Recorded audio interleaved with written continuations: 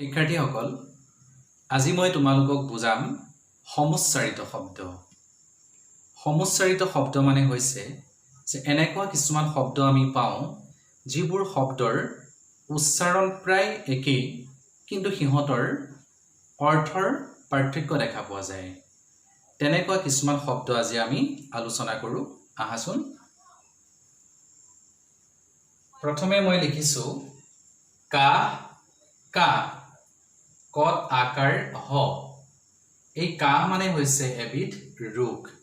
আমি এনেকৈ এটা বাক্য ক'ব পাৰো যে লৰাটোৱে আজি বৰকৈ কাহি আছে। কা কত আকাৰ ওপৰত চন্দ্ৰবিন্দু হ কা। এই কা শব্দটোৰ অৰ্থ হৈছে তাম আৰু ৰাং মিহলি ধাতু। আমি এটা বাক্য এনেদৰে ক'ব পাৰো যে অসমৰ প্ৰায়বোৰ মানুহৰ ঘৰতে এসময়ত কাঁহৰ বাচন বৰ্তনৰ সমাদৰ আছিল, বা যে অসমৰ প্ৰায়বোৰ মানুহৰ ঘৰতে কাঁহৰ বাচন বৰ্তন আছে। ২ নম্বৰ চোৱা চল চল উচ্চাৰণ একেই। প্ৰথম চ ল আৰু দ্বিতীয়টো হৈছে দ্বিতীয় চ ল।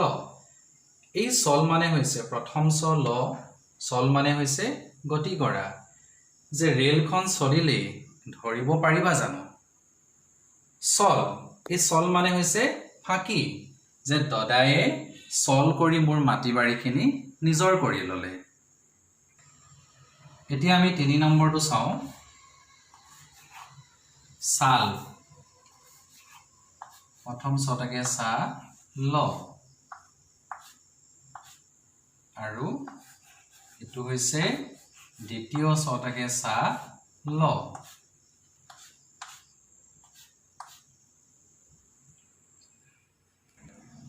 চাল প্ৰথম ছটাকে চা ল। এই চাল মানে হৈছে ঘৰৰ ওপৰফাল। ঘৰৰ ওপৰফাল।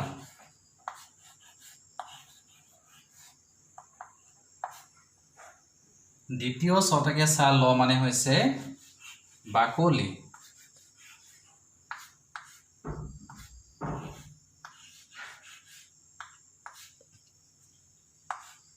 এতিয়া চোৱা প্ৰথম ছটাকে চা ল মানে হৈছে এই চালটোৱে বুজাইছে ঘৰৰ ওপৰফাল। আমি এটা বাক্য এনেদৰে ক'ব পাৰো যে মানুহ ঘৰৰ চালত বহুত কোমোৰা লাগি আছে। দ্বিতীয় ছটাকে চা ল এই চালটোৱে বুজাইছে বাকলি। আমি বাক্য এটা এনেদৰে ক'ব পাৰো যে পুৰণি কালত মানুহে গছৰ ছাল পৰিধান কৰিছিল। ৪ নম্বৰত চাম আমি হাতী। হতাকাৰে হা দন্তীয় ত দীৰ্ঘইকাৰ। এই হাতীটো তোমালোকে গম পাইছাই। এই হাতী মানে হৈছে এবিধ জন্তু। এবিধ জন্তু শুঁৰ থকা জন্তুবিধৰ কথা কৈছে। এবিধ জন্তু। আৰু হতাকাৰে হা মূৰ্ধন্য তত দীৰ্ঘইকাৰ।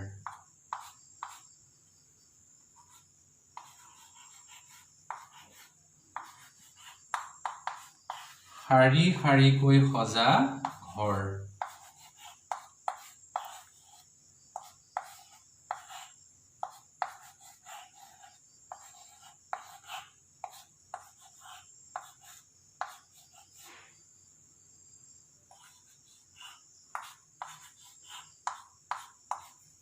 চোৱা আকৌ ৪ নম্বৰটো হাতী।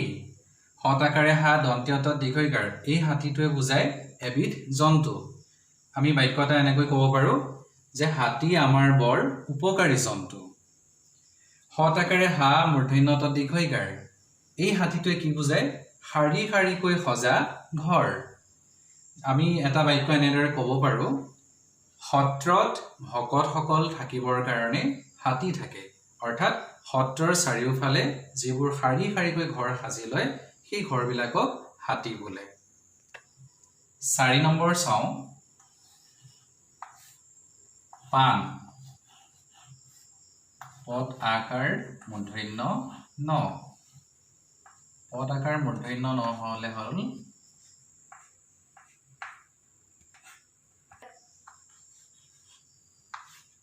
এবিধ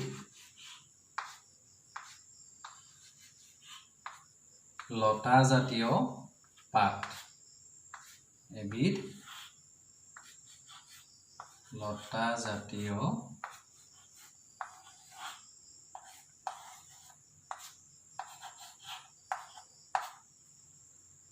পাত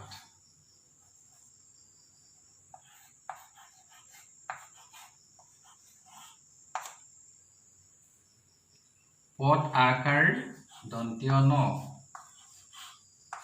চোৱাচোন উচ্চাৰণ একেই কিন্তু অৰ্থবোৰ বেলেগ বেলেগ হ'ব পদ আকাৰ দন্তীয় ন হলে কি হ'ব পি খোৱা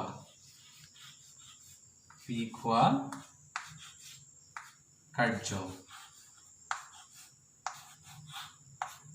পি খোৱা কাৰ্য চোৱা উচ্চাৰণ একে একেই দেখিছানে পান পান পদ আকাৰ মূৰ্ধন্য ন পদ আকাৰ মূৰ্ধন্য ন হলে হৈছে এবিধ লতা জাতীয় পাত যে আমি এটা বাক্য এনেদৰে ক'ব পাৰো যে আমাৰ ঘৰৰ বাৰীত বহুতো পান গছ আছে মানে তামোলৰ লগত খোৱা পানৰ কথা কৈছে পদ আকাৰ দন্তীয় ন হলে হৈছে পি খোৱা কাৰ্য আমি বাক্যটা এনেদৰে ক'ব পাৰো যে বিষ্ণুৱে মোহিনী ৰূপে দেৱতাসকলক অমৃত পান কৰাইছিল বুজিব পাৰিছা তোমালোকে নিশ্চয় 5 নম্বৰত আমি চাওঁ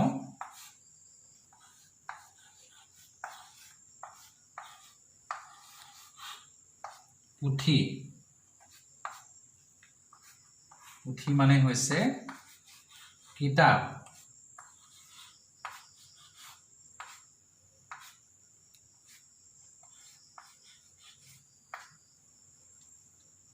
আৰু পদ হ্ৰস্বৌকাৰ মূৰ্ধন্য ঠত হ্ৰস্বইকাৰ এবিধ বাকলিযুক্ত মাছ এবিধ বাকলিযুক্ত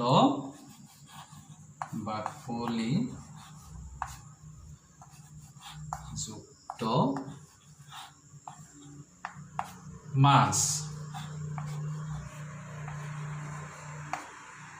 হ্ৰস্বৌকাৰ দন্তীয় ঠত হ্ৰস্বইকাৰ এই পুথিটো বুজায় কিতাপ এটা বাক্য চোৱা কীৰ্তন হৈছে এখন ধৰ্মীয় পুথি পদ হ্ৰস্বৌকাৰ মূৰ্ধন্য ঠত হ্ৰস্বইকাৰ পুথি উচ্চাৰণ দুইটা আমি একেধৰণে কৰা নাই নে বাৰু দুইটাই পুথি বুলিয়ে উচ্চাৰণ কৰিছো কিন্তু অৰ্থৰ পাৰ্থক্য দেখিছো পদ হ্ৰস্বৌকাৰ দন্তীয় ঠত হ্ৰস্বইকাৰ হলে কিতাপ আৰু পদ হ্ৰস্বৌকাৰ মূৰ্ধন্য ঠত হ্ৰস্বইকাৰ হলে কি হয় এবিধ বাকলিযুক্ত মাছ আমি এই বাক্যটো এনেধৰণে ক'ব পাৰো যে ঔটেঙা ঢেকীয়া আৰু পুঠি মাছৰ জোল খাবলৈ বৰ সোৱাদ 6 নম্বৰ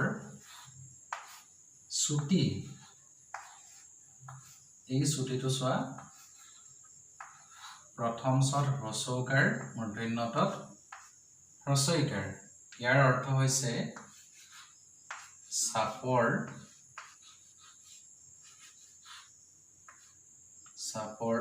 বা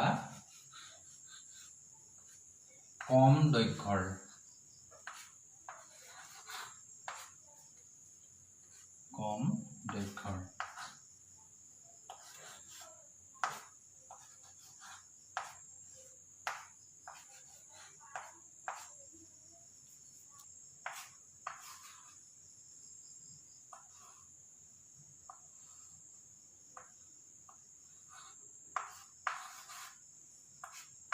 ছুটি দ্বিতীয় ছট হ্ৰস্বৌকাৰ মূৰ্ধন্য ঠত দীৰ্ঘইকাৰ এইটো বুজায় শেষ হোৱা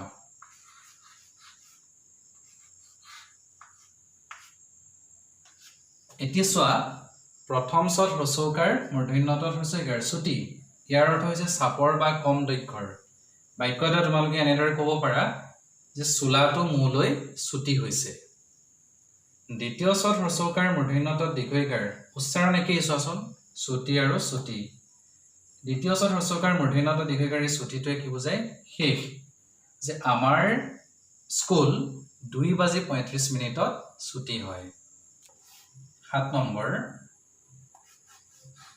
বাট আৰু বাট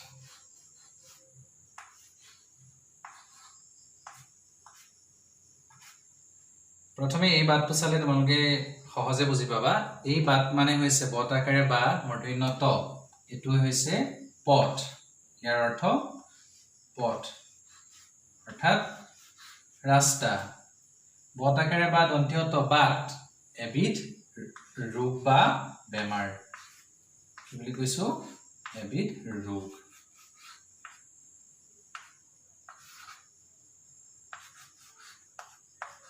এইটো আমি বট আকাৰে বা দন্তীয় ত বাট বুলি নকৈ বাত বুলিও ক'ব পাৰো ইয়াৰ উচ্চাৰণটো যদি বাত হয় তেতিয়া কি হ'ব এবিধ মাছ হ'ব বট আকাৰে বা দন্তীয় ত বাট এবিধ ৰোগ বাক্য এটা এনেকুৱা হ'ব পাৰে যে আমাৰ আইতা বহুদিন ধৰি বাত বিষত ভুগি আছে বট আকাৰে বা মূৰ্ধন্য ত উচ্চাৰণ একেই কিন্তু অৰ্থ বেলেগ ইয়াৰ অৰ্থ হৈছে পথ এই বাট মানে হৈছে পথ যে আমাৰ ঘৰৰ সন্মুখেৰে যোৱা বাটটো বাৰিষা বোকাময় হৈ পৰে অৰ্থবোৰ দেখিছানে কেনেকুৱা হৈছে উচ্চাৰণ একেই কিন্তু অৰ্থবোৰ বেলেগ হৈছে মুচি মত ৰসৌকাৰ প্ৰথম ছদ ৰসৈকাৰ আৰু মত ৰসৌকাৰ প্ৰথম ছদ দীৰ্ঘইকাৰ দুয়োটাৰে উচ্চাৰণ একেই কিন্তু কি হ'ব অৰ্থ বেলেগ হ'ব এই যে উচ্চাৰণ একেই অথচ অৰ্থ বেলেগ কি হৈছে সমুচ্চাৰিত শব্দ মত ৰসৌকাৰ প্ৰথম ছদ ৰসৈকাৰে সি হলে কঁঠালৰ সৰু কলি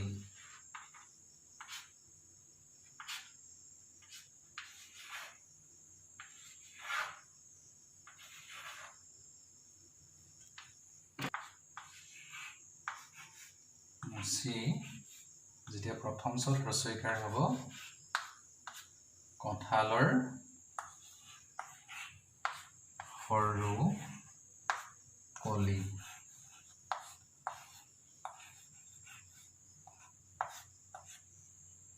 মত ৰসৌকাৰ প্ৰথম ছদ দীৰ্ঘইকাৰ ইয়াৰ অৰ্থ জোতা চিলাই কৰা মানুহ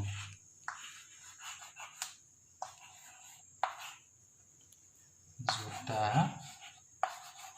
চিলাই কৰা মানুহ চোৱা যেতিয়া প্ৰথম ছদ ৰসৈকাৰ থাকিব মুচি এই মুচিটোৰ অৰ্থ হ'ব কঁঠালৰ সৰু কলি আমি এনেকৈ ক'ব পাৰো কঁঠালৰ মুচি খাবলৈ বৰ সোৱাদযুক্ত মত ৰসৌকাৰ প্ৰথম ছদ দীৰ্ঘইকাৰ ইয়াৰ অৰ্থ হৈছে জোতা চিলাই কৰা মানুহ এইবোৰ তোমালোকে ৰাস্তাত বহি থকা দেখিছাই যে জোতা চেণ্ডেল চিলাই কৰে এনেকৈ আমি ক'ব পাৰো যে মানুহজনে মুচিজনে ৰ'দত বহি জোতা চিলাই আছে এতিয়া চোৱা আমি গম পালো যে সমুচ্চাৰিত শব্দ মানে হৈছে যে যিবোৰ শব্দৰ উচ্চাৰণ প্ৰায় একে এতিয়া দেখিছানে আমি দেখিছো নহয় মুচি মুচি বাট বাট এনেকুৱা কেইবাটাও শব্দ আমি পালো আন বহুত শব্দ তোমালোকে পাবা যিবোৰ শব্দৰ উচ্চাৰণ প্ৰায় একেই কিন্তু অৰ্থ হলে সিহঁতৰ বেলেগ হয় তেনেকুৱা শব্দবিলাককে সমুচ্চাৰিত শব্দ বোলে আজিলৈ আমি সমুচ্চাৰিত শব্দৰ আলোচনা ইমানতে সামৰণি মাৰিছো